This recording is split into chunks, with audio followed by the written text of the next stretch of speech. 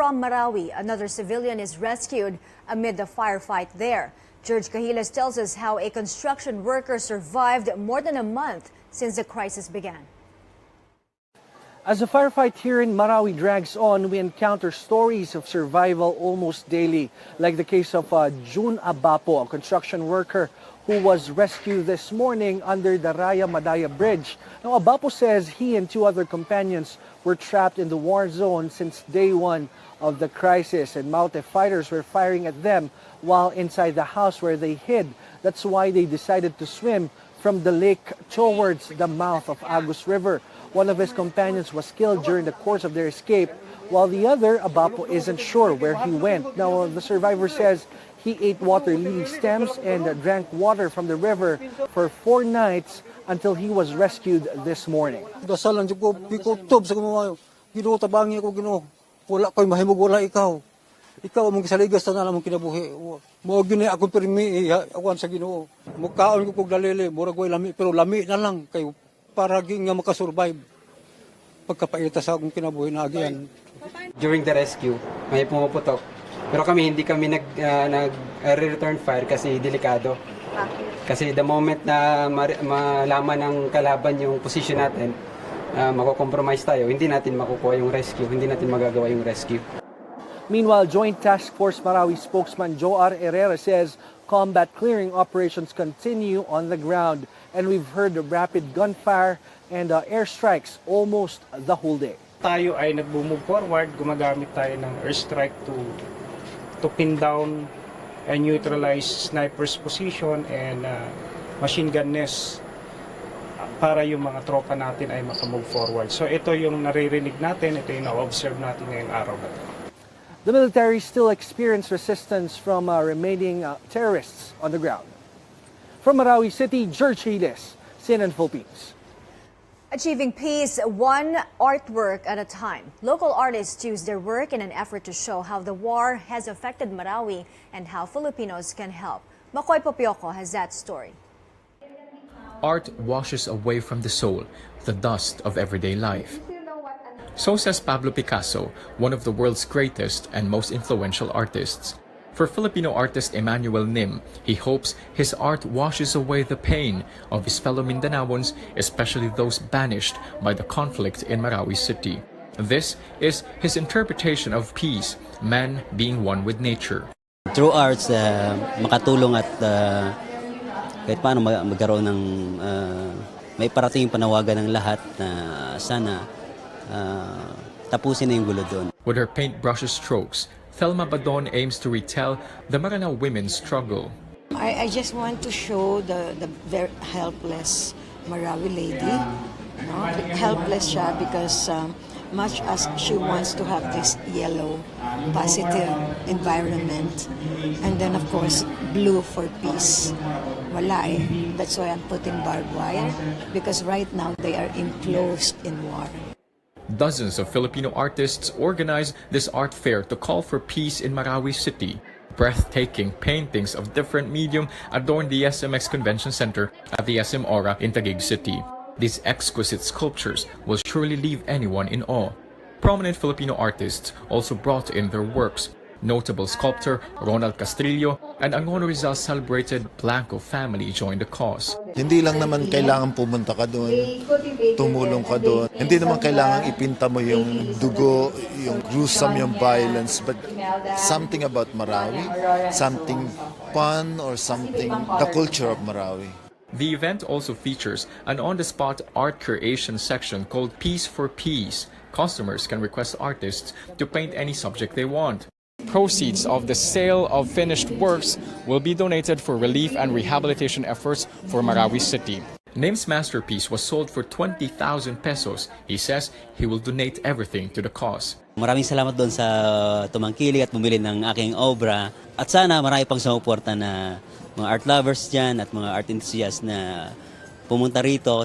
Maranao Pendatun Disimban is among the hundreds of thousands of evacuees who fled Marawi City. Witnessing the event was a roller coaster of emotions for Disimban. Hindi po namin may paliwanag yung aming tuwa at pasasalamat sa lahat po ng mga organizers ng event na ito sa kanila pong pagmamahal sa kanilang mga kababayan sa Marawi. This art fair will run until Sunday, July 9. For CNN Philippines, I'm Makoy Popioko.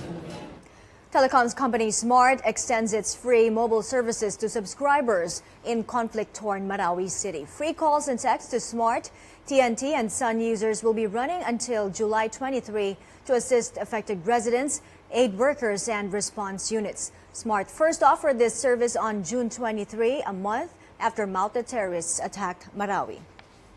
Now to another top story. Metro Manila Police Chief Oscar Albayalde says they have not detected any security threat to President Duterte's second State of the Nation address. However, police are not letting their guard down.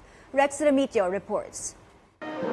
The Philippine National Police is implementing tighter security measures for President Duterte's second State of the Nation address. The PNP says they want to be better prepared amidst the ongoing battle in Marawi and terrorist attacks taking place across the globe. The Metro Manila Police says they are more than ready to secure the hundreds of VIPs that will attend the House of Representatives. 6,000 police personnel will secure different areas near the Batasan complex.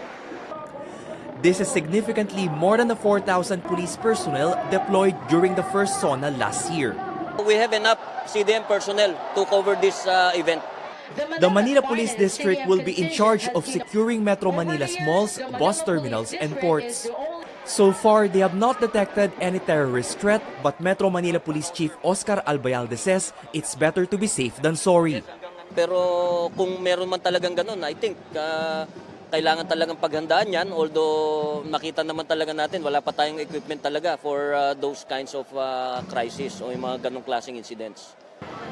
Although they are in full battle gear during practices, policemen will not wear these during the SONA. Albayalde says they are aiming to lessen tensions that may arise among protesters. In the previous years, protesters were only allowed to hold demonstrations near the Sandigan Bayan along Commonwealth Avenue. But last year, authorities allowed them to march up until the south gate of the Batasan complex, a few meters away from the plenary hall where the president will deliver his speech. This time, protesters will have the same arrangement. The president says he wants to make sure his SONA will be felt by the common people.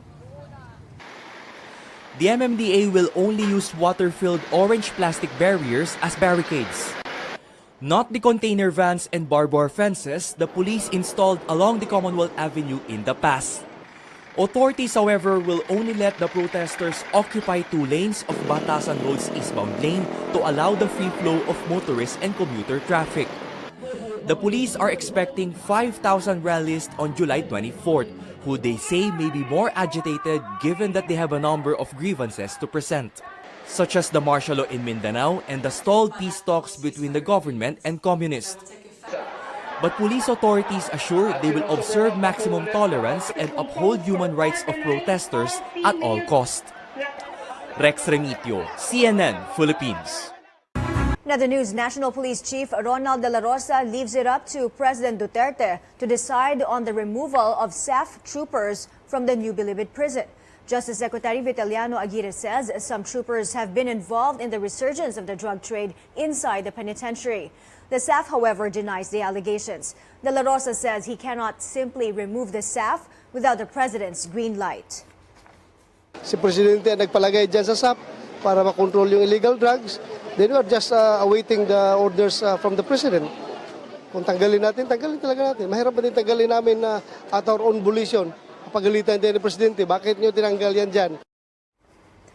President Duterte appoints former PDEA Chief Dionisio Santiago as the chairman of the Dangerous Drugs Board. In a statement, presidential spokesperson Ernesto Abella says Santiago's appointment will help the president's vision of a drug-free Philippines. The board serves as a policy-making and strategy-formulating body on drug prevention and control. Santiago replaces Benjamin Reyes, who was removed from his post for openly contradicting the government's figures on drug users. Santiago served as PDEA chief from 2006 to 2011. He also ran for the Senate in the 2016 elections in Duterte's slate, but lost. Davao Archbishop Romulo Valles is the new president of the Catholic Bishops' Conference of the Philippines, or CBCP. Archbishop Valles, also former CBCP vice president, succeeds Archbishop Socrates Villegas, who has finished his second and final term as president. Valles had called President Duterte's attention for his habit of cursing. He will assume his new post on December 1st. Malacanang, meanwhile, says Archbishop Valles has served Mindanao for decades and his familiarity with the region would bode well for the country's effort to rebuild Marawi and to transform Mindanao into a land of fulfillment.